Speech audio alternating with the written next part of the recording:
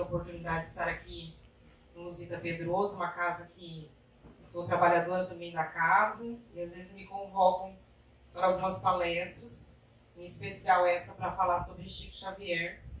Uma honra, e quão difícil é falar em tão pouco tempo de tantas obras e de um homem tão grandioso, né? Nós sabemos... Está muito baixo o microfone para a gravação? Nós sabemos que na França, em 1857, iniciavam-se as 5 principais obras da codificação espírita. As obras foram trazidas pelos espíritos e codificadas por Allan Kardec. Então, por que eu estou trazendo estes fatos? Porque quando a gente fala de Chico Xavier e a gente fala de espiritismo, é muito difícil a gente desentrelaçar essas duas questões. Não há como falar de espiritismo sem pensarmos em Allan Kardec, em Chico Xavier. Não há como falarmos sobre Chico Xavier sem falarmos sobre espiritismo. O quão importante foi ele para a doutrina espírita, para a sua divulgação. Mas a gente tem que entrar agora, todos estamos entrando no túnel do tempo.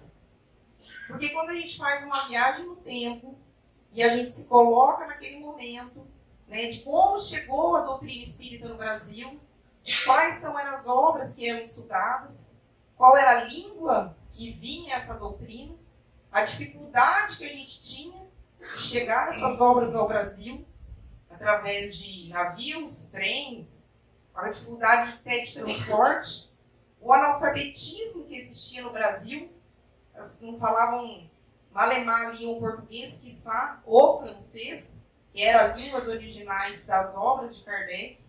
Então, nós vamos entrar no túnel do tempo e nós vamos falar de 1857. Estamos lá na França. Então, Kardec codifica as suas 5 obras básicas, que inicia com o Livro dos Espíritos, o Livro dos Médiuns, o Evangelho segundo o Espiritismo, Céu e Inferno e a Gênese. E no Brasil? Como que está esse movimento do Espiritismo no Brasil?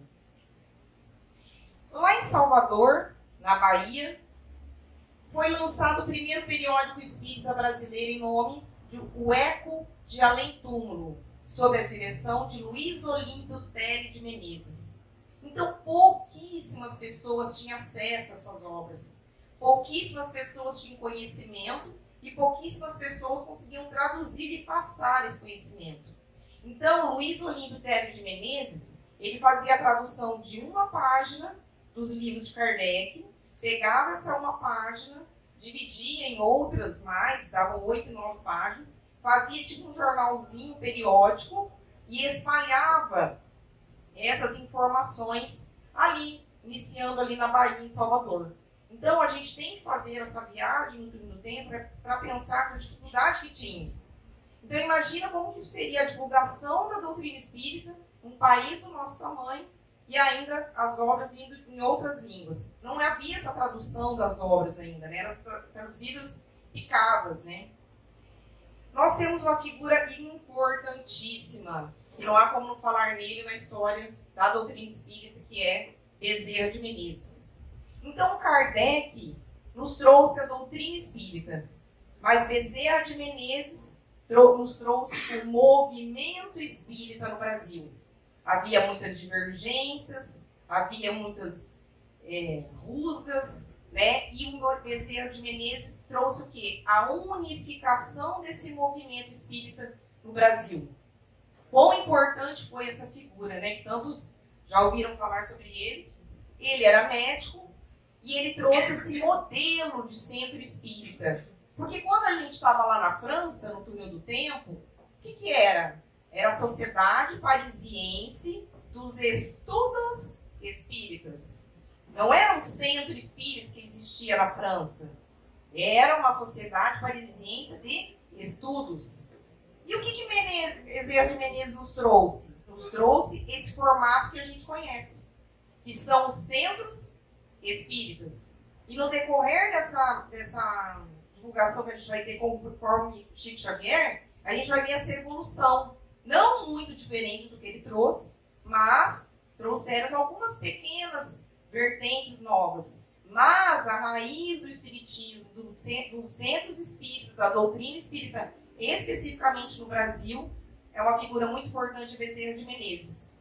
E ele era médico, totalmente desinteressado dos bens materiais, viveu e morreu na pobreza, as pessoas tiveram que ajudá-lo, porque ele atendia os pacientes, não cobravam, e teve até um tempo curto, né, dentro da Federação Espírita. Foi como Kardec teve contato com a doutrina espírita entre 51 e 52 anos, Bezerra de Menezes também teve um contato tardio, e ele recebeu um livro dos Espíritos traduzido por Travassos, e aí ele se encantou, porque na hora que ele leu, ele falou, isso aqui não é nada estranho.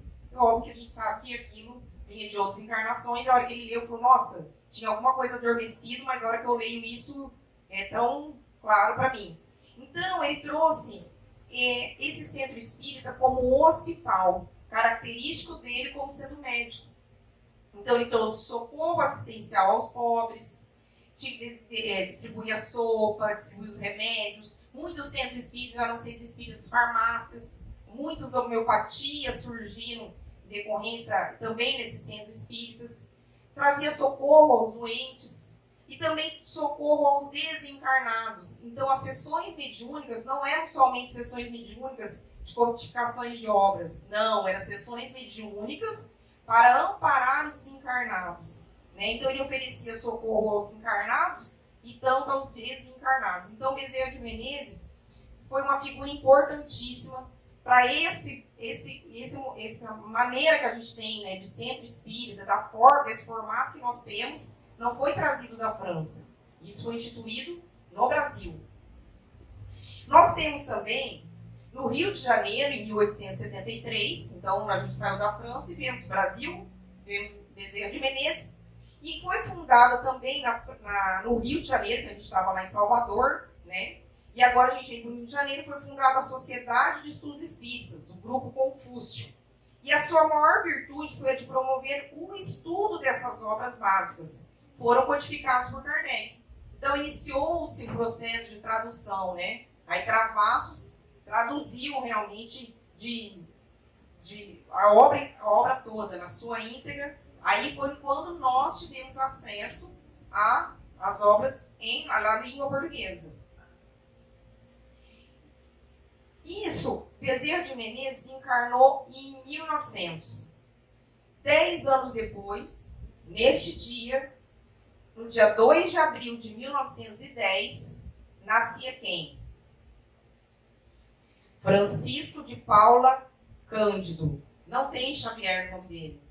Então, Francisco de Paula Cândido, conhecido por nós como Chico Xavier, nasceu num dia como hoje, há 114 anos atrás.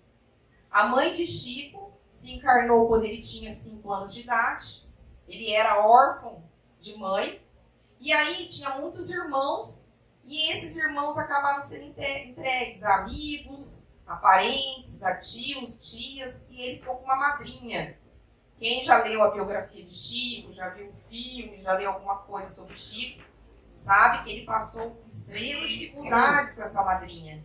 Além de dificuldades de carência afetiva, além de carência material, a madrinha judiava muito dele. Então, ele passou muitas questões com essa madrinha. E o que a gente pensa, o que a gente olha para essa história de Chico e a gente fala, nossa, carente de bens materiais, carente de afetividade, tinha processos obsessivos dentro da família e ele jamais deixou de fazer aquilo que ele veio cumprir aqui no nosso planeta Terra. Então, quantas vezes nós falamos, hoje estou cansado, hoje não vai dar, não consigo ajudar o fulano, porque a grana está meio curta esse mês. Quantas vezes a gente arruma outras ocupações. Então, Chico tinha a mediunidade muito pujante, desde pequeno, desde pequenininho.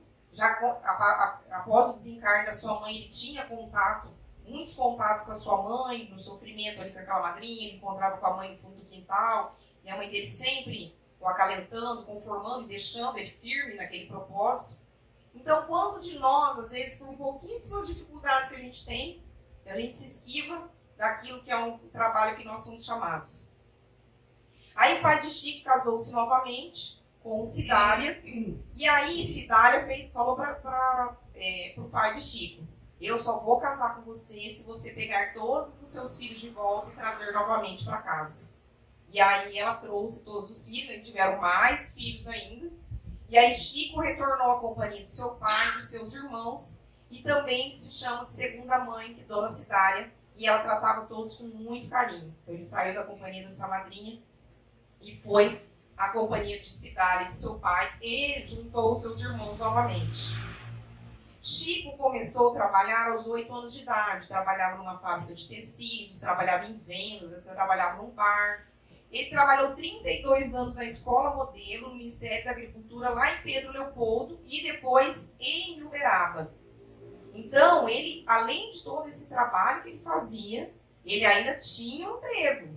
Então, ele não ficava o dia todo, né, à disposição. Então, imagina o quão cansativo era. Ele trabalhava, e nessa época que ele tinha 8 anos de idade, o trabalho dele meio que impediu, que eles estavam assim: esse menino está muito doido, esse menino está ouvindo vozes, a mediunidade dele muito pungente, eles estavam meio desconfiados, o pai, né, ficava... E aí ele só não foi levado ao hospital psiquiátrico, ou levado ao tratamento, porque na verdade ele começou a trabalhar muito cedo, e aí ele sustentava muito a família ali, e aí falava: não, ele sustenta a família, não tem como. Então, na verdade, o trabalho, até no início da vida dele, o protegeu, né? Então, eles falavam: não, o Chico não pode sair daqui, ele tem que ficar porque ele sustenta da nossa família. E como que Chico iniciou na doutrina espírita, né? Como que ele conheceu o espiritismo? Porque quando a gente vê a biografia dele, a família dele é católica, ele tem muito contato com um padre lá em Pedro Leopoldo, um padre que o acalenta, que conversa muito com ele. Só que ele teve um caso de obsessão da irmã dele. E aí buscaram um casal lá em Pedro Leopoldo, que tinha um centro espírita, iniciaram o Evangelho do Lar. Então ele iniciou na doutrina espírita aos 17 anos de idade. E aí ele fundou em Pedro Leopoldo o Centro Espírita Luiz Gonzaga, uma cidade pequena, e ele fundou esse centro espírita. Então, só que ele iniciou na doutrina espírita, se despediu do padre, por óbvio, e aí, imagina na cidade, né, aquela pessoa, aquela magnitude, uma cidade pequena, e daí depois de quantos anos, quantas pessoas foram até lá, né, até Pedro Leopoldo e até Uberaba. Só que somente aos 22 anos que ele teve a sua primeira obra psicografada. Chico Xavier tinha 22 anos, e aí ele publica Parnaso de Além Túmulo. Então foi uma obra muito revolucionária, que trouxe realmente o início dele na mediunidade. Foi uma obra psicografada.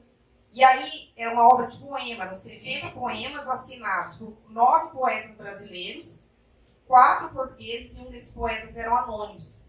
Só que esse livro de Chico, essa primeira obra, trouxe muito burburinhos na literatura. Porque a Academia Brasileira de Letras, os poemas eram impecáveis. Então, a Academia Brasileira de Letras dava uma cadeira para cada estilo literário de quem publicasse os livros. Então, quantas cadeiras Chico deveria receber ali na Academia Brasileira de Letras? Porque se eles considerassem que esses poemas eram 100% de Chico, eles teriam que dar várias cadeiras para Chico na Academia Brasileira de Letras. Mas, se considerasse um livro realmente vindo do mundo espiritual, aí não. Então, isso causou muito, né? E aí, iniciou-se com 60 poemas, e tiveram várias edições, aí colocaram mais poemas nesse livro. Mas o Parnaso de Além Túmulo é uma obra que iniciou o Chico Xavier na psicografia. Aí temos o Chico Xavier também nos seus trabalhos assistenciais, né? Porque ele trabalhava somente na psicografia. Ele ali psicografando, sempre tinha alguém do lado o tempo todo tirando as folhas, ele psicografava, e tinha uma pessoa do lado que estava sempre o auxiliando. Só um minutinho. Agora, eu queria contar uma história, só que assim, quando eu ouvi a primeira vez essa história, É a história do Jorge, é um mendigo que ia lá no centro de Chico Xavier. Só que eu jamais conseguiria reproduzir a história do Jorge em palavras. Então eu quero pedir uma licença para eu dar uma pausa na minha palestra e colocar um áudio do Adelino Silveira, um senhor que era amigo de Chico, trabalhava com Chico lá em Pedro Leopoldo e narra em umas palestras dele sobre essa figura de Jorge. Então eu quero pedir licença para colocar um áudio aqui para ele narrando, né, quem seria o Jorge.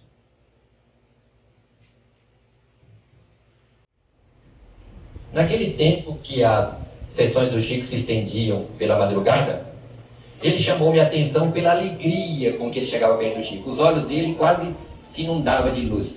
Era sempre o último da fila. Ele vinha com aquele passo cansado, trôpego, né? Ele tinha a pele muito escura, o cabelo enrolado, uma ferida, quase sempre uma ferida nos lábios, pés rachados. Chamava-se Jorge.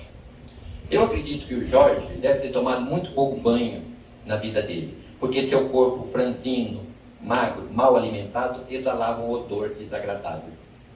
Ele tinha na boca alguns dentes apodrecidos e quando ele falava o hálito dele era quase insuportável. Quando ele chegava perto do Chico, o Chico perguntava para ele: Jorge, como é que vai a vida? Ele disse: Chico, eu acho a vida uma beleza. Ele falava assim meio de soquinho, né? Como é que foi a viagem? Ele morava tão longe que o Chico chamava a vinda dele ao centro de viagem. Tio Chico, eu vim parando debaixo das árvores, olhando as flores que Deus plantou. O que você mais gosta de olhar, Jorge? O azul do céu, tio Chico. Às vezes eu penso que Nosso Senhor Jesus está me espiando por detrás de uma nuvem. E o Chico conversava com o Jorge 5, 10, 15 minutos. Eu falava: meu Deus, por que o Chico não diminui o tempo do Jorge? E dá mais tempo às outras pessoas. Teve gente que viajou milhares de quilômetros de Fortaleza, Manaus, e ele mal pegou na mão dele, ele perde tanto tempo com esse cara aí. Mais tarde eu fui entender que somente o Chico Xavier seria capaz de parar para ouvir e entender o Jorge. Ninguém lhe dava atenção. Quando ele chegava perto dos espíritas, foi a única vez na vida que eu vi todos os espíritas serem tão caridosos. Eles enfiavam a mão no bolso, davam um trocado que era para ele sair de perto. Então ele ia comprar pipoca, guaraná, doce, ele tinha uma capanga, ele jogava tudo dentro da capanga, dinheiro, que dá, depois ele dava um nó. Aí, eu falei: bom, agora acabou. Aí o Chico falava: agora o nosso Jorge vai declamar uns versos. Eu chegava até a me virar na cadeira, assim, né? Aí o Jorge declamava 2, 3 versos. Eu falava: agora acabou. Aí o Chico falava assim: agora para a nossa despedida, declama aquele que eu mais gosto. Ele falava: qual, tio Chico? Aí o Chico falava: aquele da moça que você ia roubar. Ele falava: tio Chico, eu já me lembrei. Ele tinha um paletó de casimira, ele botoava o seu único botão, apertando aquele corpo sofrido, né? Naquela hora da madrugada, o centro do Chico continuava fervilhando de gente. Todo mundo queria ver a conversa dele com o Jorge, né?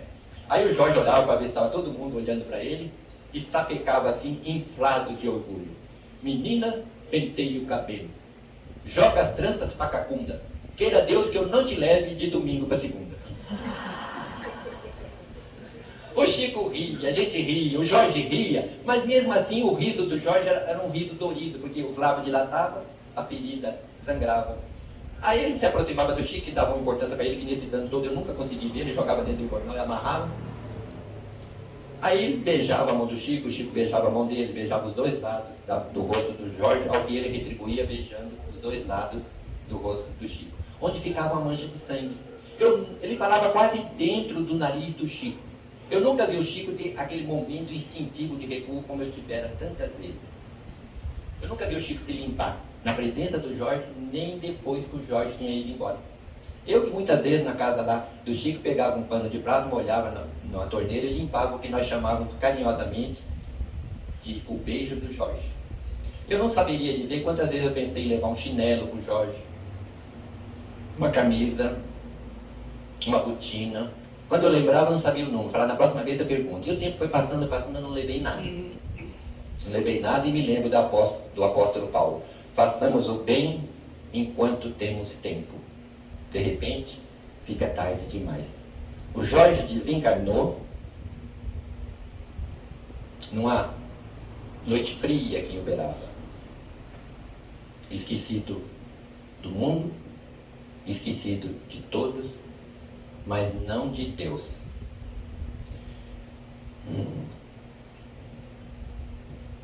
Contou-me o Chico Xavier que a personalidade sublime de nosso Senhor Jesus Cristo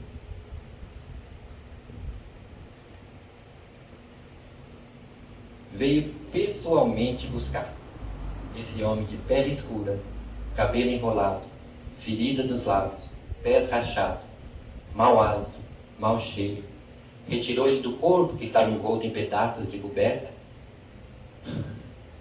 aconchegou-o de encontro ao peito e voou com ele para o espaço como se carregasse o mais querido dos seus filhos.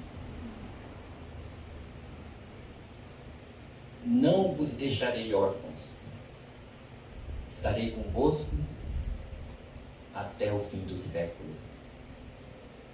Ele não faria uma promessa que não pudesse cumprir. Lindo, né? Vai retomar, hein? Não tem como postar isso, não teria como eu reproduzir, né? A fala de quem viu tudo isso, presenciou essas questões de Chico, principalmente essa história do Jorge. Mas se vocês quiserem procurar, ó, dele no Silveiro, aí Jorge na vida de Chico Xavier.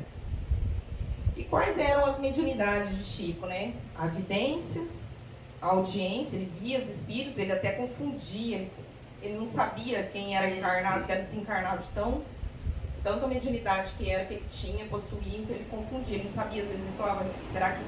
Teve um caso que chegou a mãe e a filha, e aí ele abraçou uma terceira pessoa no vento, assim, sabe? E aí ele vira e falou, Chico, o que está acontecendo? Aí ele se tocou que era desencarnado, que na verdade era a avó, daí contou quem era, se emocionaram muito. Tinha psicofonia, que os espíritos usam as cordas vocais de Chico, ele muda a voz. Teve 2 obras de Chico que não foram psicografadas, mas foram por psicofonia, e aí foram gravadas, e aí foram levadas como obra. E aí a psicografia, tão conhecida, que oficialmente são 412 obras, mas após a sua desencarnação foram mais de 500. E ao final também a gente tem a mediunidade de materialização, que foi uma mediunidade no início de Chico Xavier, que a gente vai ver mais para frente, na próxima slide, que fala a questão da materialização. Eles materializavam, né, os espíritos materializavam ali naquela sala, eles deixavam uma sala mais escura, numa luz mais, uma penumbra, e aí vinha aquele espírito, né, e se materializava ali, mesmo aqueles que não tinham a mediunidade conseguiriam ver. E aí, em uma dessas, na verdade, a última sessão que teve de materialização, que Chico Xavier fazia com Peixotinho, apareceu o espírito Emmanuel. E aí nós temos aqui, na verdade, não foi a foto dele, foi a ilustração pelo artista Joaquim Alves, o Jô, da Federação do Estado Espírita de São Paulo, e ele presenciou o fenômeno, e aí ele reproduziu, fez um desenho dele. E aí o que é importante nessa última materialização que teve? Em sua última materialização, Emmanuel disse aos presentes, amigos, a materialização é fenômeno que pode deslumbrar alguns companheiros e até beneficiá-los com alguma cura física. Todavia, o livro é a chuva que fertiliza lavouras imensas, alcançando milhões de almas. Rogo aos amigos a suspensão a partir do momento dessas reuniões. Então, estava oficialmente suspenso por Emmanuel as sessões de materialização. E aí ele falou, Chico, agora você tem uma nova missão. E a missão era quem? O livro. A materialização atingiria um pouco de pessoas, faria também o seu papel. Mas os livros atingiriam o quê? Milhões. Então, ele tem uma nova missão, né? Quando a gente assiste o filme de Chico, não, você tem 100 livros. Aí, de repente, falou, ufa, terminei. Não, tem mais. Então, a gente percebe, né, a dedicação de Chico e quanto isso oferece o cansaço mesmo para o espírito, para o corpo, a sua dedicação. E quais foram os estilos literários da obra de Chico? Nós temos muitas e muitas obras. com poesias, nós temos muitas obras com contos, nós temos muitas obras com estudos do Evangelho, estudo das obras de Kardec, das 5 obras básicas. Nós temos estudos evangélicos trazidos por Emmanuel, nós temos os romances históricos. Quando fala romance, não é que é romance de amor, é o formato da escrita, em prosa. Então você pode ter um livro policial com tiro e bomba e falar, não, é um romance, mas não é que romance de amor, mas é o estilo de escrita em prosa. Nós temos também as obras, os estilos literários trazendo o quê? O mundo espiritual, que todos conhecem, que trouxe por André Luiz. E temos também as cartas consoladoras, né, que se juntassem todas essas cartas, esses milhões de cartas espalhadas pelo Brasil e pelo mundo, porque eles se entregavam original, né, não tinham nenhuma cópia. Quando se juntaria, teriam com certeza o dobro, né? O quanto essas cartas consoladoras trouxeram consolos a famílias, as mães que perderam filhos, o quanto isso teve. E às vezes você tem uma reunião de 600, 800, 1000 pessoas, são recebidas 12, 15, 20 cartas, né? E aí aquelas cartas são lidas em voz alta. Mas o quanto aquelas cartas consolam também aquelas outras mães que também estão lá, saem consoladas de que aquele amor, né, aquele laço não se desfez com o mundo material, né? Que existe um além, o meu filho está em algum lugar, né? A minha mãe está em algum lugar, meu pai, meu marido, nossos amores estão. Então, quanto essas cartas consoladoras, mesmo às vezes sendo mínima, num grupo grande, mas o quanto a leitura dessas cartas consolaram. E quantas mães e pessoas receberam essas cartas, né? E viraram adeptas da doutrina, fundaram centros espíritas. Então, como foi importante essas cartas consoladoras também. Então, entrando em algumas, o que eu acho importante trazer isso? Porque quando a gente traz as obras de Chico, a gente fala assim, a gente chega às vezes na livraria do Nosso Lar, lá do Centro Espírita do Nosso Lar, ou entra na internet e fala, eu quero ler um livro. A gente nem sabe por onde começa, nem sabe o que quer dizer aquele livro, nem sabe do que se trata. Existem, se você colocar lá, kit, eles trazem às vezes a Amazon, alguns sites trazem kit, né? Kit do André Luiz, kit do Emmanuel. Então, se você colocar no Google, tem muito isso. Só que às vezes esse livro está interligado com outras obras, esse livro tem uma sequência. Então eu quero trazer para vocês, às vezes fica um pouco mais maçante a palestra agora, mas para vocês terem noção, quando vocês forem pegar um livro, forem fazer uma leitura ou verem um livro, sabe? Saber da onde que sai, o que diz aquele livro, a sequência que ele tem. Então, o estudo das obras básicas por Emmanuel. Kardec nos trouxe a síntese, né? Algo mais enxuto. Emmanuel nos trouxe análise, né? Algo mais profundo, mais detalhado. Então, nos centenários de aniversário das obras, foram lançadas obras correspondentes. Então, no Livro dos Espíritos, Emmanuel nos trouxe quem? A Religião dos Espíritos. O Livro dos Médiuns, Emmanuel nos trouxe o quê? Seara dos Médiuns. O Evangelho segundo o Espiritismo nos trouxe o Espírito da Verdade, estudo de Viva. O Céu e o Inferno trouxe Justiça Divina. Então, nesse centenário de aniversário das obras, Emmanuel nos trouxe, né, o estudo mais detalhado, aprofundado, esmiuçado das obras básicas de Kardec. Então, nós temos ali Religião dos Espíritos, Estudo de Viva, todos esses livros que detalham as obras básicas de Kardec. E o mundo espiritual? Quão revolucionário foram as obras de André Luiz? Porque a gente não tinha uma noção detalhada do mundo espiritual. Havia um mundo espiritual, mas o que tem lá? Tem hospital, tem cidades, como que é? Quem nos trouxe tudo isso? As obras de André Luiz. Então, André Luiz abriu portas efetivamente a uma nova visão da realidade espiritual. Que as religiões falam muito do mundo espiritual, mas não traziam detalhes. Revelando que a vida segue para além da morte do quê? Do corpo físico. Então, foi André Luiz que nos trouxe isso. E quanto nos mudou também essa questão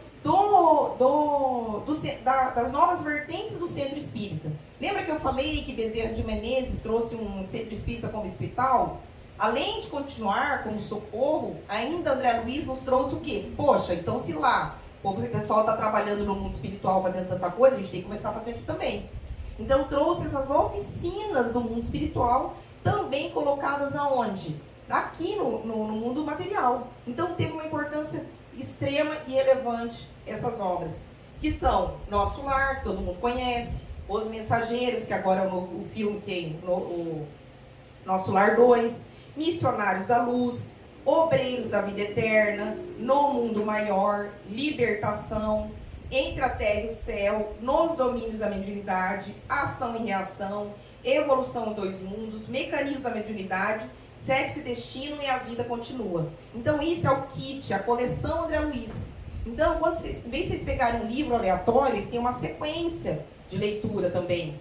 Então é importante a gente trazer essas obras e trazer onde que ela está colocada, né? Então, André Luiz nos traz esse mundo espiritual para nós.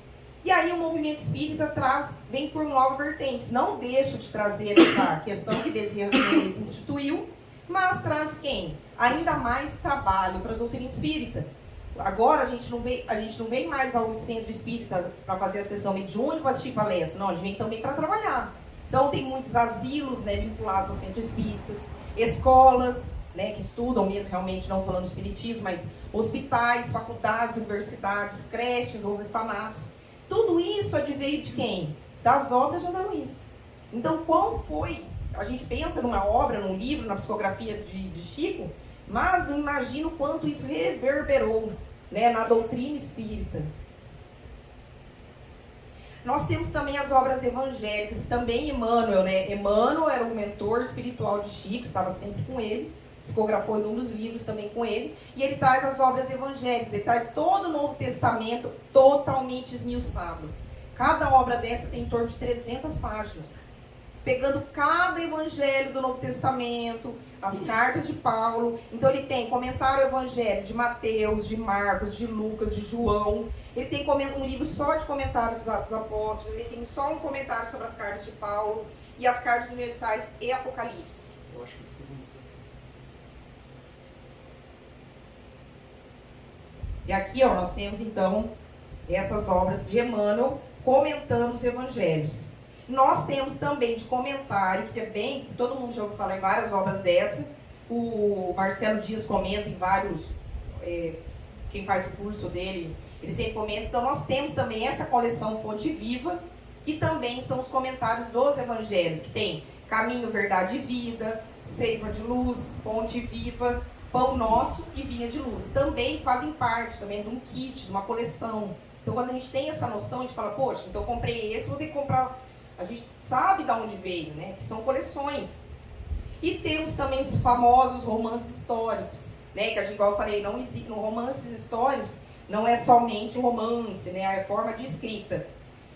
E aqui nós temos há 2000 anos, o famoso, né, a obra-prima de Chico Xavier, que é Paulo e Estevão, a história de Paulo Apóstolo, o apóstolo Paulo, ou alguns trazidos pela Igreja Católica como São Paulo.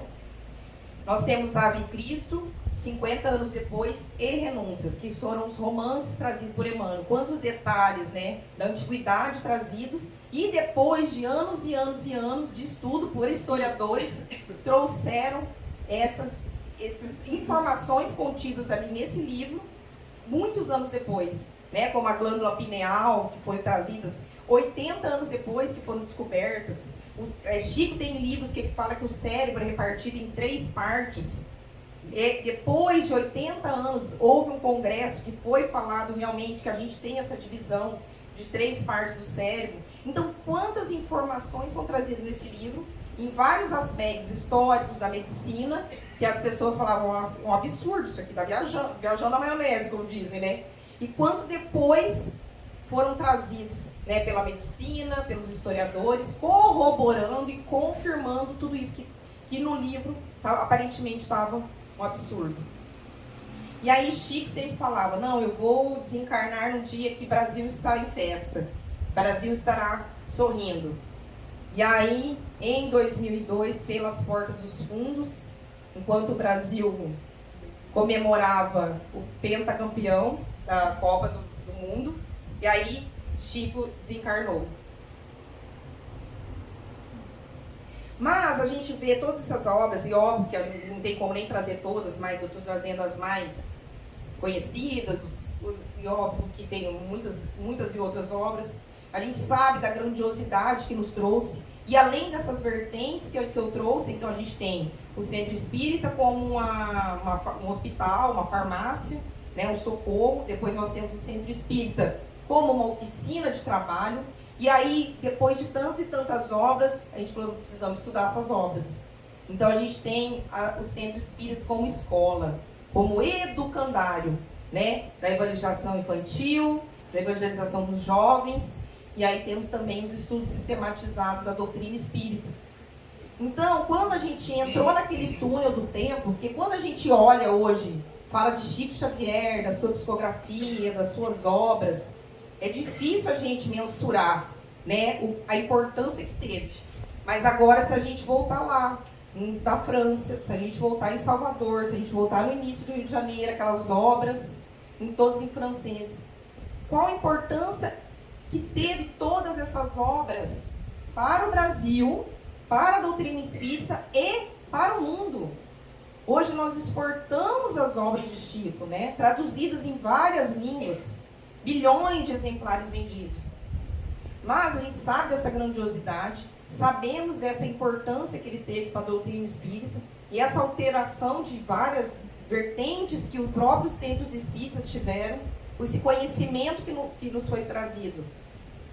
Mas o que a gente vê de importância realmente, né, que a gente não tem o que falar, da humildade de Chico. Não há como se, mesmo você não conhecendo pessoalmente, mas se você vê um livro, se você ouve uma história, inúmeras que a gente vê, a humildade de Chico Xavier. A humildade que aquele ser humano era. E ele não era uma humildade piegas, né? Porque a gente quer ser humilde às vezes e fica feio. Mas Chico não tinha isso.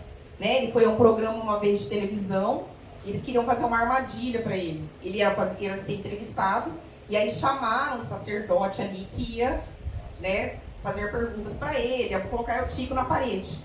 Daí, na hora que ele entra naquele programa, ele pega e beija a mão do sacerdote. Ele fala, a única autoridade espiritual que tem aqui, religiosa, é o Senhor, e eu devo reverência. E aí quebrou ele, né?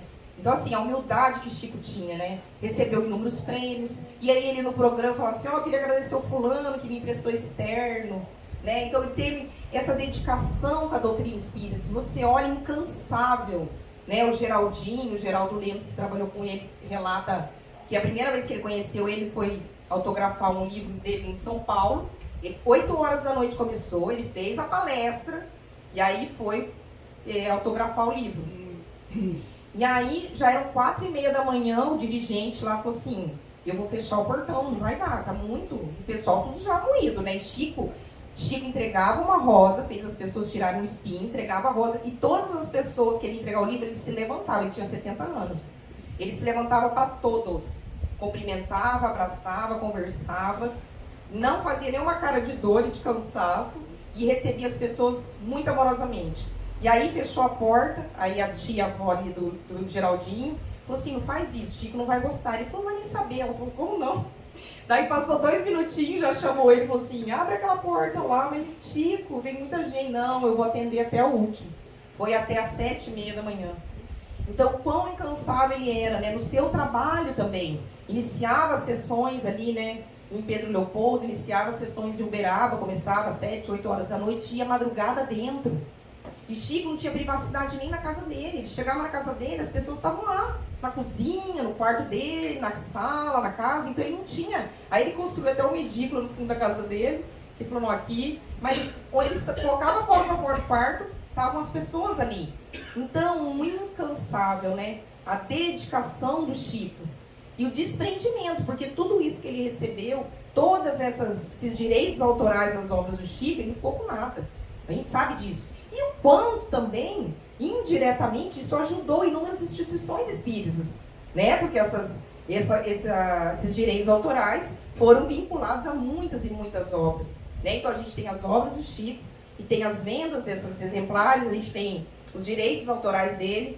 Então, quanto diretamente e indiretamente, né? Isso nos auxílios não ajudou. Então, esse desinteresse pessoal de não ficar com nada, tanto que ele construiu a casa dele, com o dinheirinho dele, que ele recebia lá como trabalhando no Ministério da Agricultura, eu depois aposentado, e me queria R$1. Todo mundo falava, Chico, nós vamos te ajudar. Não, uma casinha simples, um terreno pequeno que ele quis construir. Então ele ganhava relógios valiosos, ele ganhava fazendas, ele ganhava muito dinheiro, do jeito que ele recebia com uma mão, com a outra. Se ele recebesse, ele repassava novamente. Esse dia eu estava vendo um corte de um vídeo, era até o Sérgio Malandro. E aí ele falou, eu vi, ninguém me contou. Eu estava lá no Chico Xavier, e uma pessoa com muito dinheiro recebeu uma mensagem do filho e chamou o Chico baixo ali e falou assim, olha, eu queria te doar uma fazenda. Aí Chico baixinho falou assim, tem alguma instituição ali de crianças ou idosos perto da sua fazenda? Ele falou, não sei. Ele falou, então você vai averiguar se tem, e eu quero que você doe essa fazenda para a instituição que você escolher, ou de idoso ou de criança. Então ele não ficou com nada, uma pessoa extremamente desapegada, né? Muito, extremamente caridoso, né? A caridade moral, a caridade também que ele fazia, que a gente viu lá, também com a caridade material. E aí, Chico tinha muitos obsessores, né? Que queriam destruí-los, que queriam acabar com essa missão dele. E ele era chamado do nome, não por nós, pelos espíritos, mas pelos seus próprios obsessores, ele era chamado de O Invencível. Então, de todas as maneiras, tentavam destruir o Chico, destruir que ele passou por inúmeras provações, a gente sabe disso, muitas vezes da mídia, muitas questões, e ele foi tomado como quem? Como o Invencível. Porque a armadilha dos lobos só caem os lobos. Então, Chico nunca caiu nessas armadilhas. Existe uma narrativa, né? A gente vai ver agora uma poesia. Eu tirei uns trechinhos. Que homem é esse? Que doente deu saúde ao incontável número de pessoas. Pobre de bens materiais, consolou numerosos ricos. Rico de bens espirituais, jamais esqueceu dos pobres. Sem poder humano, orientou e consolou poderosos. Sem dinheiro, enriqueceu o século em que nasceu. Sem títulos acadêmicos, apenas com o 4º ano primário, foi coautor de verdadeira enciclopédia, versando os mais variados temas sobre ciência, filosofia e religião. Que homem é esse? Apagando-se, iluminou nossos caminhos. Que homem é esse? Seu nome é Chico, o nosso Chico, um homem feito só de amor. Seu nome é Chico, Chico Xavier, a paz que todo mundo quer. Difícil resumir o Chico, né, em tão pouco tempo, falar de suas obras, da grandiosidade que Chico tem para nós. É uma honra falar de Chico e a gente agradece nesse dia de hoje de seu nascimento, por tudo que ele trouxe da doutrina espírita. E quem vai fazer a prece agora é o Chico. Pai nosso que estais no céu, na luz dos sóis infinitos, Pai de todos os aflitos, neste mundo de escarcéu, santificado Senhor, seja seu nome sublime, que em todo o universo exprime ternura, concórdia e amor. Venha ao nosso coração o seu reino de bondade, de paz e de caridade, na estrada da redenção. Cumpra-se o seu mandamento, que não vacila e nem erra, no céu como em toda a terra, de luta e de sofrimento. Evita-nos todo mal, dá-nos o pão do caminho, feito da luz do carinho, do pão espiritual, perdoa-nos, Senhor. Os delitos escabrosos, de passados tenebrosos, de iniquidade e de dor, auxilia-nos também nos sentimentos cristãos a amar nossos irmãos que andam distantes do bem. Com proteção de Jesus, livra-nos a alma do erro neste mundo de desterro, distante da sua luz. Que nosso ideal igreja seja o altar da caridade, onde se faça vontade do seu amor, assim seja.